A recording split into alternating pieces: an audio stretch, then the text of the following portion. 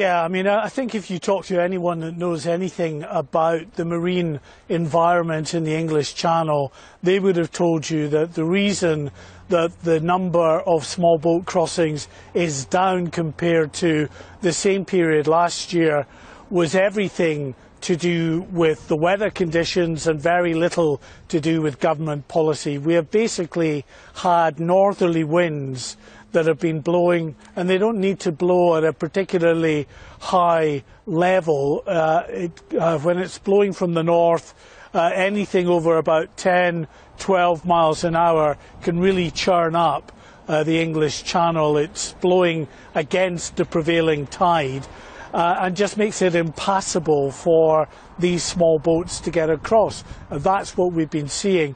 Over the weekend, things have calmed down considerably. It's a bit foggy out there today, actually, which has probably had some kind of effect. But having said that, I was out from 5 a.m. this morning, and on board the boat with me, GB News presenter Nigel Farage, as we took a trip out to the middle of the English Channel, and within half an hour we saw our first migrant boat come across, packed with probably about 50 people taken off that boat and put on to a border force vessel. The boat itself, the dinghy, was recovered by another vessel, a catamaran, that has been hired in by the Home Office for that operation. Then again, about half an hour after that, off we went to another small boat interception. In fact, 2 dinghies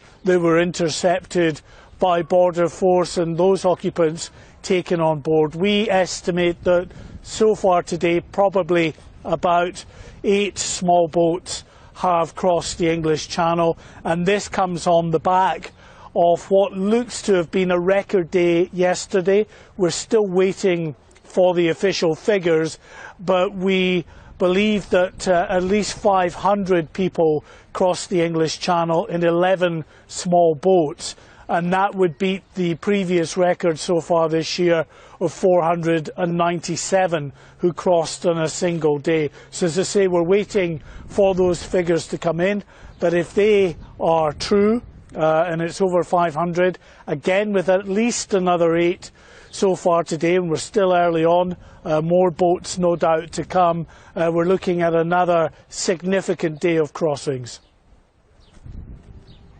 Remind us, where are we at with the Rwanda plan? Where are we? When are we going to see any sign of movement on that? That's a good question, Bev.